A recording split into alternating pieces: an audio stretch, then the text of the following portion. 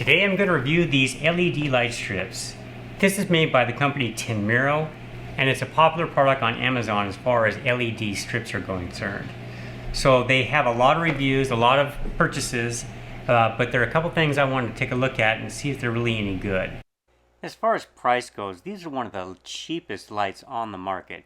I only paid $9 and they're normally $10, and you get 100 feet for that price. So I think that is a really good deal. Now when you open the box, you're going to get a power adapter, and then this is basically a splitter. This allows you to do one LED strip here and the other one here. And then you have two strips. Now I bought the 100 foot version, which is 50 foot here and 50 foot here. And you also have the remote. Now there's a little plastic thing right here, and you need to pull that to activate the battery. Alright. Now the first thing that I was concerned about is the smell, because if you look at the reviews, a lot of people have said that they have a high smell, they think it's the adhesive, they're not sure if it goes away, if it's toxic, etc. So the first thing they did was open this up and smell them, and yes, they do smell. And so what I want to know is whether I can mitigate that smell, whether airing it out or maybe doing a smell treatment such as an ozone or something like that might be able to mitigate the smell. I have an ozone generator, I might try it, but what I'm going to do is I'm going to let these air out in the garage and see if they continue to smell. But yes, they do stink. Now I brought an extension cord here, and I'm going to just plug in this here at the table where I can reach this. And we can just, there's only one way that this will go in. You have one side that has a clip and the other side has the terminals. There's a little hole on the bottom right here. You're going to match that up with the clip. Okay, plug that in, and then we'll plug them in. Now curiously, they all come on red. So let's see if we can get this. Okay, that does work. Green, yellow. All right.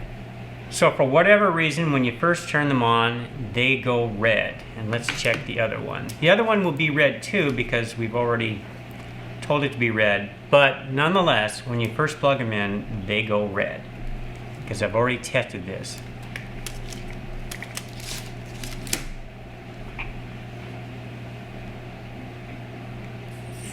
All right, so you can choose some pre-programmed colors here. I just hit the red one because they have, these are the solid colors, and then they have some various combinations already set for you. And then you can program in other colors as you want. And they also have an app. I will not be installing the app. I have no need for an app, but I just wanted one with a remote that just worked, so I could just turn them on. Now with them off, I want to see what will happen. If we plug it, if they lose power and you plug it back in, what happens? That's what I figured. So I find that to be curious, odd, because if you lose the power, I would think that it would save its last setting, but it does not. The default is that when you plug them in, they're going to be on, so there's no way that you could put this on a timer. Well, you could only put it on for red, right? And so I guess you could do that. But I would think that when you had the power on, this would at least go to its last setting, but it does not. All right, now one of the features is that they are dimmable. And so if you look at the remote here, it may not seem obvious, but they have a little gear icon with an up arrow and a little gear icon with a down arrow. Now I have to point it at the remote. And if I did it like this, it should work. So you can see now, as each time I click that, they're getting dimmer and dimmer, all right? And then I can bring them back up one at a time. It looks like about 8 steps. Let's count them.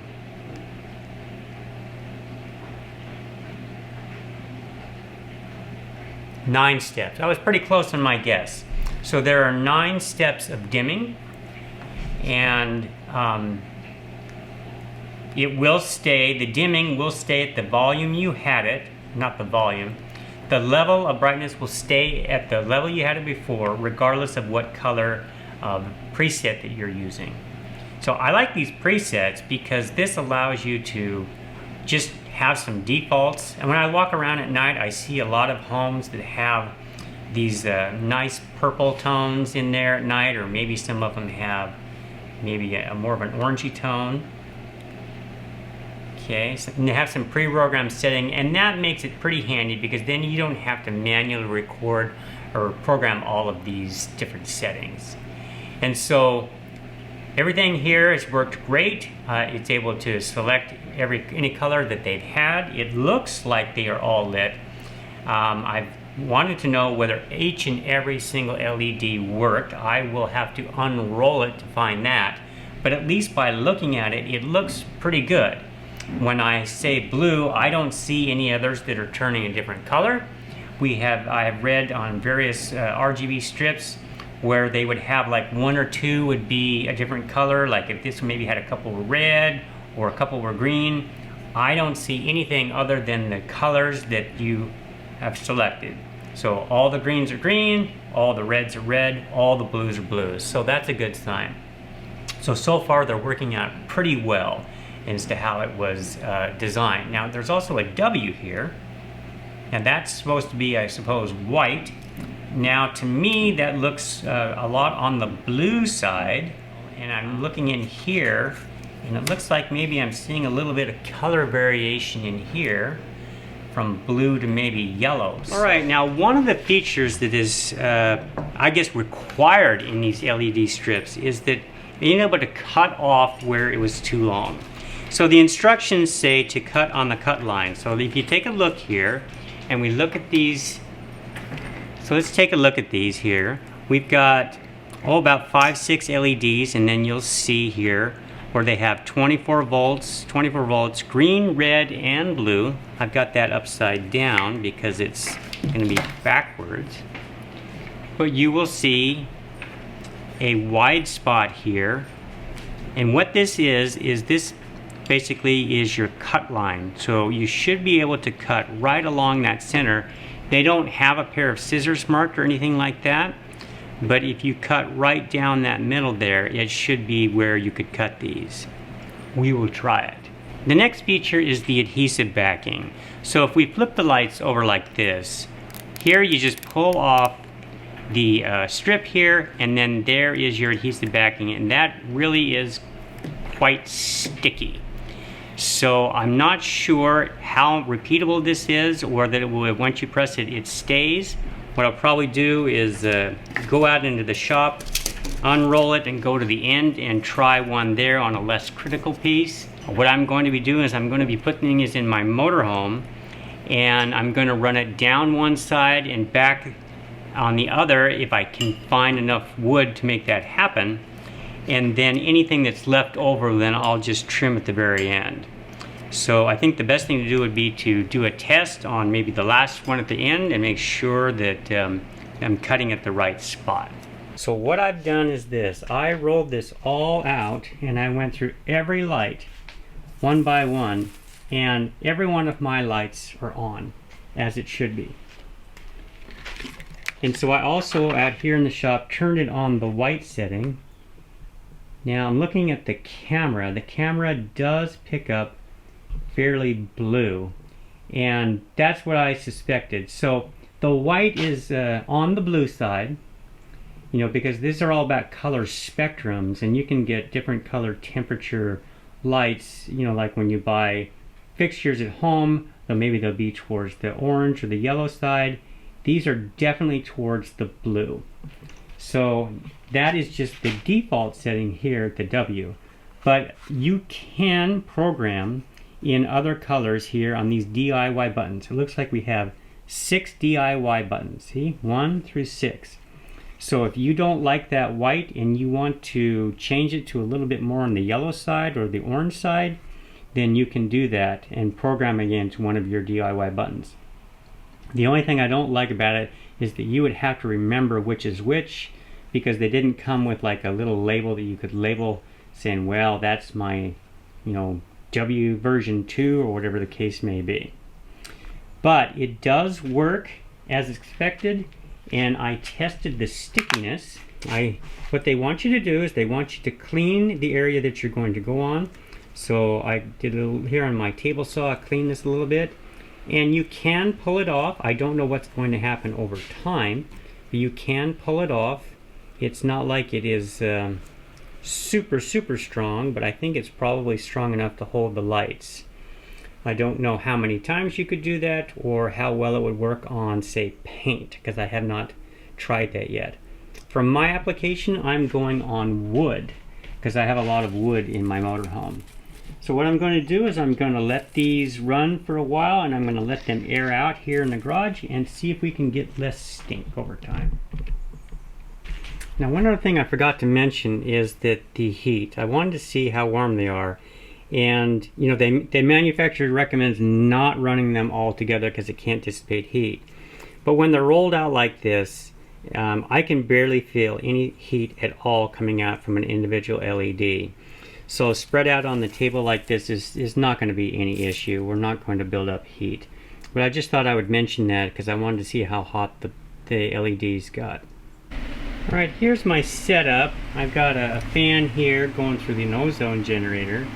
And I've used this ozone generator before on really stinky projects. And then I'll put the camera in, but I won't look in. And you can see the lights here. That's producing ozone, and that's going to blow it over these here. And I'm going to leave the room. That's why I came out into the garage. We'll let this run, and then we'll see how stinky it is. At first I have to ventilate the garage, so I got to get out of here. Alright, I am in the motorhome, and I've got the lights sort of laid out here. I'm very happy to report that the lights no longer smell. So the ozone treatment worked, and it can't smell anything at all. So here's what I'm going to do. Up here in the kitchen, I've got a little piece of metal, and I'm going to run them. I've got a piece of tape holding this now. I'm going to run them up here, and you see the ceiling is white. And so I'm going to run it right up here, right next to the white. So white on white, it shouldn't show too much. Come across this cabinet, and then I'll go along the white as much as I can and drop down here. And then under this, I'll go underneath it. So the only place I'm really going to see the tape is a little bit here, and then along the ceiling and a little bit on the left. And then I'm going to wrap all the way around the front of the motorhome, all the way back around here, and then I'll be under on this side all the way back to this curtain, and I'll terminate it right there. Alright, so I'll go ahead and hang those and show you what it looks like. So I'm going to hang the first part. So I've got them unplugged, and then I'm going to peel this off and very carefully work it as straight as I can on this board. And then the 90, it might get a little wrinkled. I couldn't really see a way to do a clean 90, but I'll go ahead and try it.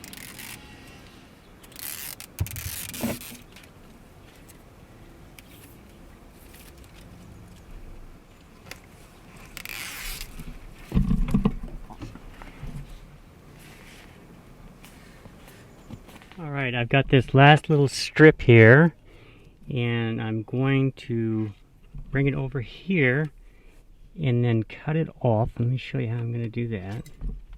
So I've laid this out, and then I'm looking at my cut marks to see the closest one. And so there's the mark there, between there, and I'm going to cut that right in the middle. Okay.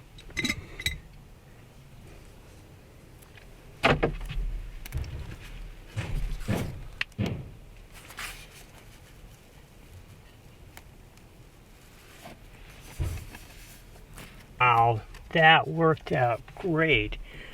I can hardly believe that, how well that worked out. Let me show you that the end of it is like 1/4 of an inch longer than I had. Now that's just a coincidence, but that's good. So now most of the lights, you can't even see them, and that's what I wanted to do. They are underneath on the bottom, and so this part here, what I think I'll do is maybe try and get a like a Sharpie, a brown Sharpie if they make such a thing, and paint the tape, because this section is highly visible and I don't like the strip up here, but I did the best that I could. And you know, for $10 or whatever I have into it, it's not that much money. Now when they're plugged in the daytime, we're coming up there like I had it planned. All right, all the way across. And then you can't really see them now because it's so bright, but tonight I'll come back when it's a little bit darker and show you what they look like at night, because that's really when you're going to see them. Finally, it's dark and I can test these at night, and I'm cycling through the colors and I'm pretty pleased with the color spectrum and how things look. As you look around, the lights are pretty even. All of the lights are lit. We don't have any that are out or anything like that. And it's just about bright enough to read, not quite. So this really couldn't be the primary source of light, but it makes some great accent colors and I really like them. So I hope you found that helpful, and I will put a product link in the description below. And thanks for watching. I'll see you next time.